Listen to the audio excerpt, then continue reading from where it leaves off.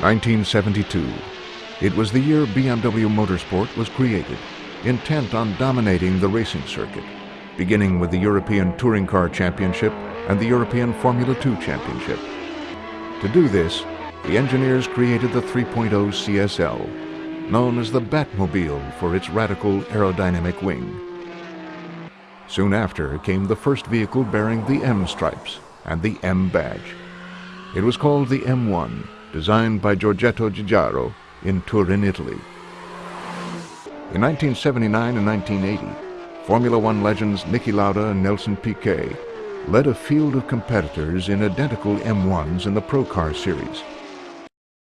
In 1979, Andy Warhol's colorfully painted M1 art car took 6th place in the overall rankings after 300 laps at Le Mans. And in 1981, the M1 won the GTO class in IMSA competition in the USA. The heart of the M1 was its engine, based on the 6-cylinder in the racing CSL. It powered a whole generation of future M cars, including the first M6, also known as the M6 35 CSI, a svelte, nimble GT coupe. In 1982, BMW made its Formula One debut, with Nelson Piquet at the wheel and the most powerful F1 engine ever produced, more than 1,200 horsepower, going on to win the Formula One championship the following year. The original M3 also was created to score victories at the track. With the M3 we created the first touring car at that time with a welded roll cage system, which was much stiffer than the aluminum bolted system, and it was even lighter. That gave us a big advantage, and still today, I mean, you find that concept in our cars. We have very stiff bodies. It's a basis for a good suspension. It's a good basis for performance. Roberto Ravalle won the inaugural World Touring Car title in 1987 in an M3. And M3s dominated the European Touring Car Group A Championship, racking up over 1,500 victories, including a string of grueling 24-hour races, making it the most successful touring car of all time. I think the A30 M3 was so successful because it only had a 4-cylinder engine, but it was the first of that high revolution concept engine. So it had more than 200 horsepower, and it had such a precise suspension and such good controls. And aerodynamically it was so great that I think made it an absolute success, not only on the racetrack but also on the road. And still today, I mean, we have a big community out there who love to drive with the E30 M3. The second generation M3 entered racing in the 1995 season. This new M3 had a 6-cylinder engine and competed in as close to stock production trim as possible.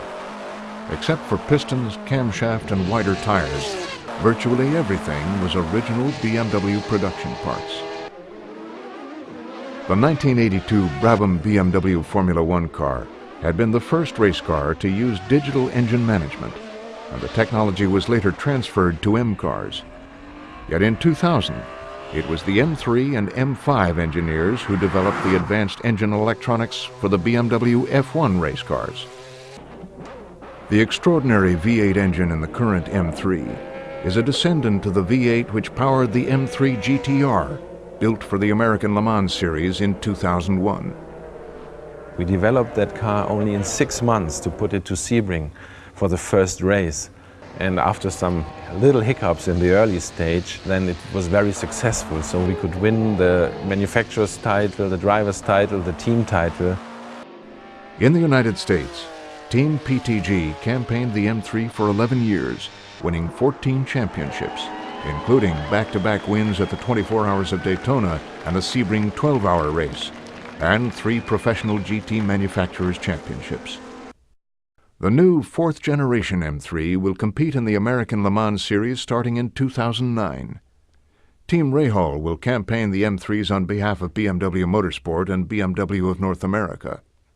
The return of BMW marks the 10th anniversary of the BMW V12's historic victories at the 12 Hours of Sebring and the 24 Hours of Le Mans. Those M genes and racing genes superabound in the heads and hearts of our employees. A lot of those people really are racers, they are motorsport enthusiasts, so they make sure with all their racing experience and their know-how, their technical competence, that we get the best of all worlds. We get the race car-like engines, we get very good handling suspensions, we get direct response, precision, and a lot of power. And that is what I think those people bring into every M car, and every M driver really can experience in an exciting way.